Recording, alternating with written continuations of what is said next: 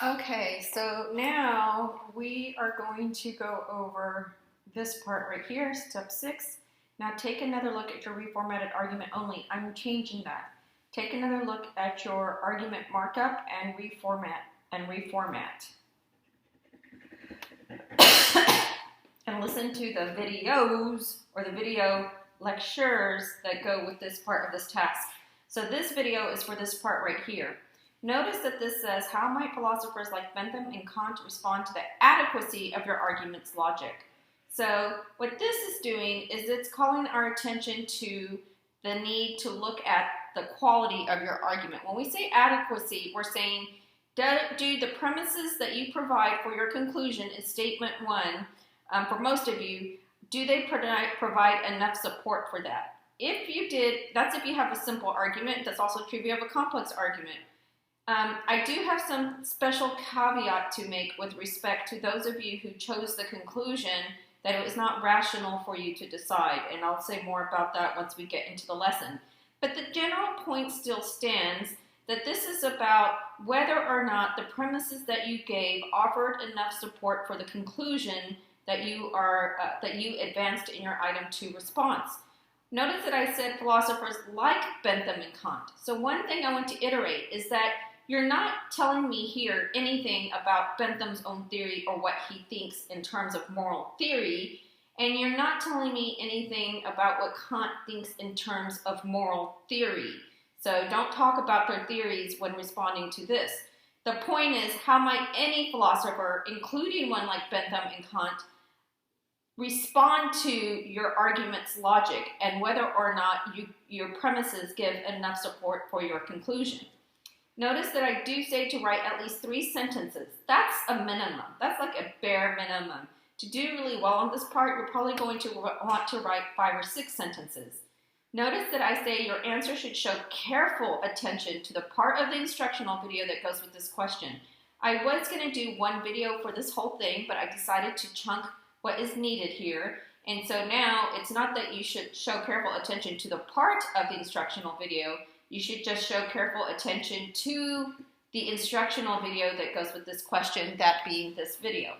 Okay, so to help you figure out what it is that I want you to talk about when we talk about the adequacy of your argument, how might a philosopher respond to that, we're going to have a little mini lesson. And I referenced or mentioned, and I might have done a little bit of a pre-lecture on this already in this task, but let's go ahead and make sure that we're clear on things. You might want to write this down. But this is going to help you with the first bullet, thinking like a philosopher about the adequacy of the support. No, let's put it this way. The adequacy of your premises in supporting your conclusion. Now we're going to hone in on thinking about adequacy in terms of your item 2 response. Now if you followed my instructions during the bundle that had you complete the writing assignment and hence item 2, if you followed my instructions directly, both the instructions on how to construct an argument and the video that I used to walk you through item 2 specifically, you should have constructed a properly moral argument. I did not at that point want to talk about or give you a lesson on moral argument and moral reasons and moral statements, but if you followed my coaching as directed, then you should have what's called a properly constructed moral argument. But do you have a properly constructed moral argument for item 2? Answering that question will help you answer this question and hence the first bullet. So what we're going to go over now is a checklist to use to discuss whether your premises give the right kind of support for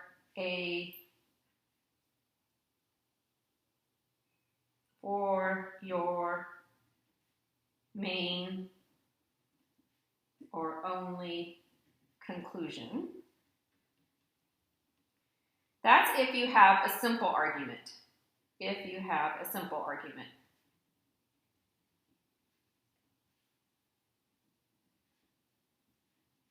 I'm putting a star by that because there's a caveat. I'm going to have to coach some of you with respect to how you apply the checklist that I'm about to give you. It's kind of in the form of a diagram. If you said it was not rational for you to take a definite stance on whether it was morally permissible for government to make you shelter in place. But first, let's all get the basic lesson, because the basic lesson applies to everyone, okay? So what we're going to go over now are the ingredients of a properly constructed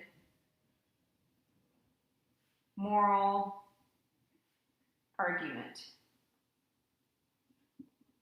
Okay, so again, this is all helping you to answer that first bullet for step 6. So philosophers like Bentham, Kant, any philosopher who's interested in ethics and good moral reasoning, they're going to have at least 3 checklists for you. Check 1. Do you have at least 2 premises and a conclusion? That's the first check they're going to run. If you have those 2 things, then the philosopher is going to say, good job with respect to having enough statements to adequately support your conclusion. The next thing they're going to check for will be captured in this column that we will title check 2.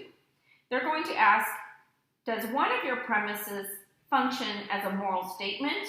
And your conclusion, does it function as a moral statement? Okay, so this really applies to simple arguments where you took a definite stance, but I'm still going to show those of you who have a complex argument based on you not being able to take a side. I will show you how to use this as well. The general points still stand. And then, do you have at least one statement that is a premise that is a non-moral statement? So you should know what these things stand for by now, okay? Now, these statements can occur in any order, okay? And also, you can have more than 2 premises and more than 1 conclusion. So if you have more than 1 conclusion, then in theory you have a complex argument. Though sometimes I've seen people respond to an item and they actually have 2 different arguments. They actually have 2 simple arguments in their paragraph, but that's because they got off topic and they started to argue for something off topic. All right, so that's check 2. So then first you're going to talk about whether or not a philosopher like Kant and Bentham, would they show that you passed check 1? Make a direct, explicit statement. The philosophers would say that I blank, blank, blank with respect to check 1, and then you have to tell me what is check 1. What does it mean to pass check 1? That you have what? Okay, then you're going to construct a sentence or 2 that goes on to check 2. Would the philosophers say that you passed check 2? Again, what is check 2? What does check 2 consist of? All right, and then there's yet another check, check 3. So check 3 is one of the premises in your argument that's a moral statement. Is it functioning as a general moral principle?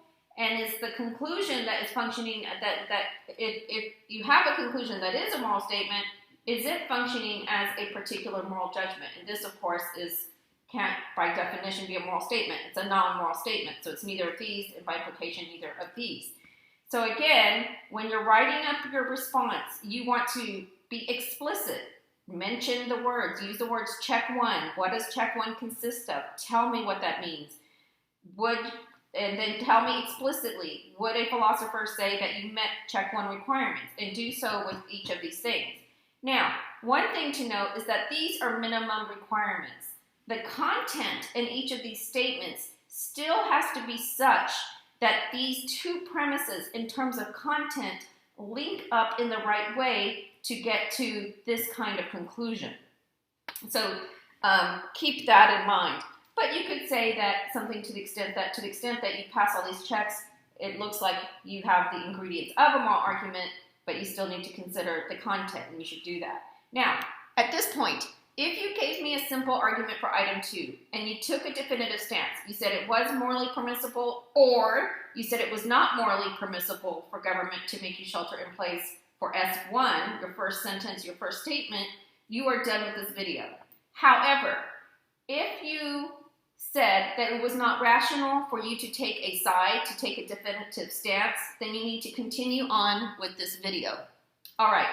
So what you did then in constructing your argument, what you should have done, if you followed the argument lesson and the video that went along specifically for item 2, then you should have a great result for applying this. If not, it will be more challenging.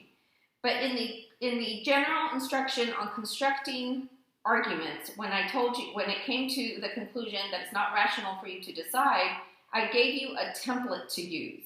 And the template was there and should have been used with respect to the video that went with the item 2 coaching video for that specific topic. If you brought all that together as directed, as instructed, then you should have 2 sub-conclusions, and your 2 sub-conclusions should be what you start with. So in effect, if you said it's not rational for you to take a position, then you said, you're supposed to give me 2 sides of the debate about making people shelter in place. If you did it correctly, you should have given me a conclusion that it was morally permissible, and then you should have given me a premise or 2, reasons for thinking it was.